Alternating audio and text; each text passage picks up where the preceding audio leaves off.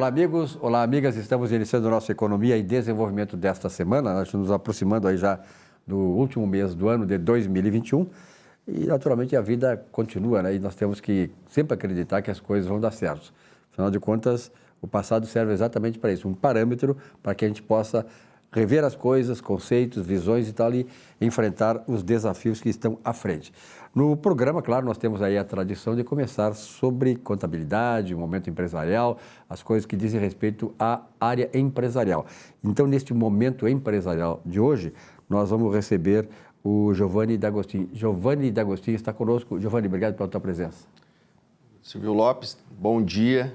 Prazer é meu de estar no seu programa. Nós estamos aí chegando no verão, né? Mas ainda temos uma capital aí gaúcha, Porto Alegre, que não apresenta tanto temperatura tão elevadas como Cuiabá, por exemplo, que no Mato Grosso lá, né? Que a temperatura sempre é muito mais elevada que aqui. Ainda bem, né, Giovanni? Porto Alegre resiste. Não, o Brasil é um país continental, né? De tamanho continental, então, para lá para cima, lá perto perto dos trópicos ali, o calor é o ano todo, né? O calor, muitas vezes, dá problema, né? Dá problema para o desempenho da profissão, né? Isso é verdade. Bom, Giovanni, falando sério agora, porque é um assunto muito sério, que é a eleição no Conselho Regional de Contabilidade, que acontece essa semana, né? E eu sempre digo aqui, viu, Giovanni, eu acompanho com o teu pai, que é o Salésio, que está há muitos anos, né, tentando renovar o Conselho de Contabilidade. É fundamental a mudança. Muitas pessoas resistem. Eu me lembro que na Revolução Industrial, né, o movimento chamado ludismo, ele exatamente surgiu exatamente da forma que as pessoas tentavam resistir às inovações. O barco a vapor, essas coisas tudo eram contestadas já naquela época, século XVIII. Imagina hoje, ainda as coisas continuam. A resistência. Mas a Chapa 2, ela tem uma proposta muito inovadora e nova e diferente de abraçar o contador, o técnico de contabilidade, né, para que ele possa ter um pouco de autoestima que ele não tem. E qual é o teu chamamento para este momento tão importante do Conselho de Contabilidade e tão importante para o profissional? Então, Silvio Lopes, eu vim hoje para falar sobre democracia, para falar sobre cidadania e para saudar as eleições. Não é? Imagine se nós não tivéssemos a oportunidade de escolher os nossos representantes, né? Acho que a vida não seria tão boa, não é? Uhum. A participação popular na escolha dos nossos dirigentes é de supra relevância e está lá, embutida na Constituição Federal dentre os fundamentos que alicerçam a República.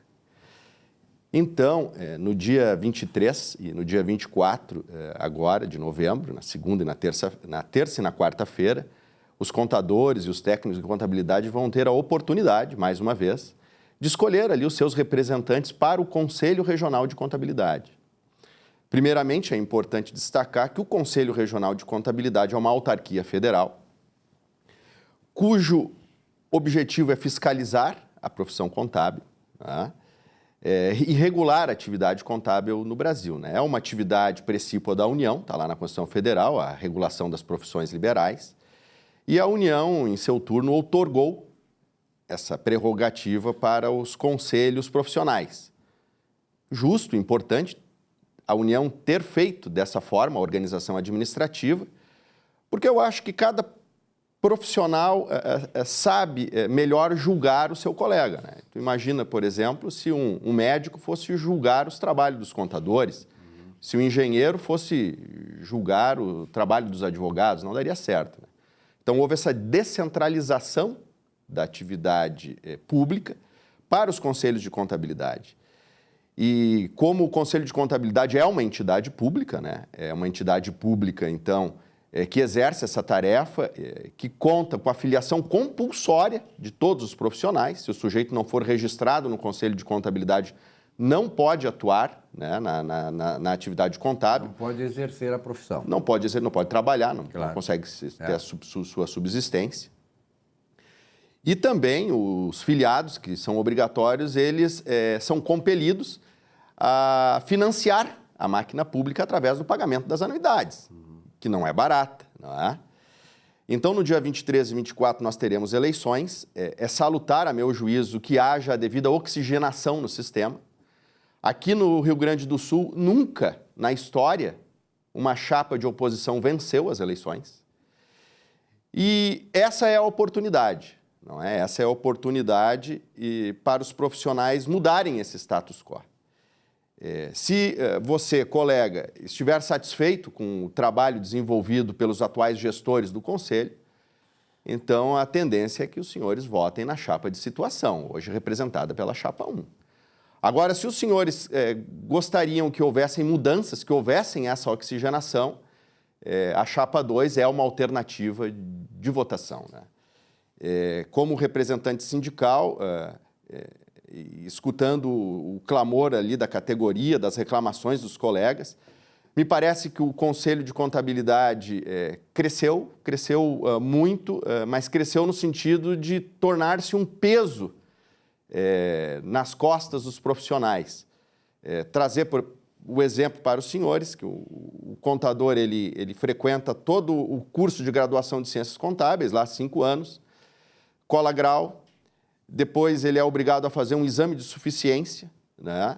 O exame de suficiência ele tem que ser aprovado, ele pede o registro no conselho, não é?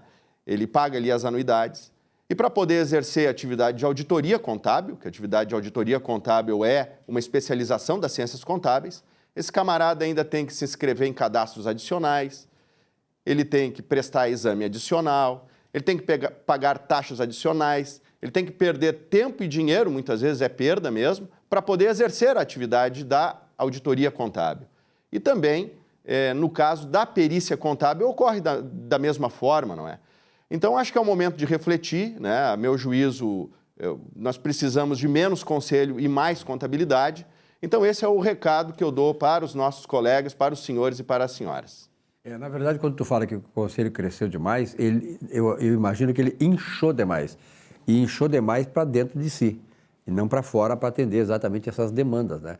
Que vejo muito bem, viu, Giovanni, quando vocês reclamam essas coisas, a gente sente no dia a dia. E essa reclamação, muitas vezes tácita, né? Muitas vezes escondida, até muitas vezes envergonhada dos contadores.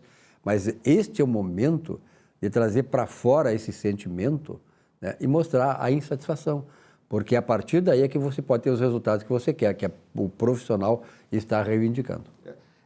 Exatamente. Assim como o Estado brasileiro inchou, né, nesses últimos anos, nessas últimas décadas, e agora está se tendo uma frente de trabalho na sociedade para tentar reduzir o tamanho do Estado. Desidratar um pouco, né?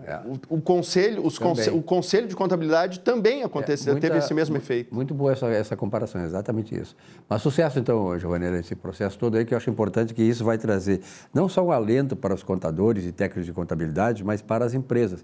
Eu sempre digo, assim, como economista, que o contador é mais importante profissional para as empresas, porque ele é o responsável pelo saneamento financeiro das empresas, por estabelecer valores dentro da empresa que vão resultar em boas ações fora da empresa, no mercado, e fazer com que a empresa prospere. Prosperando a empresa, prosperará a sociedade.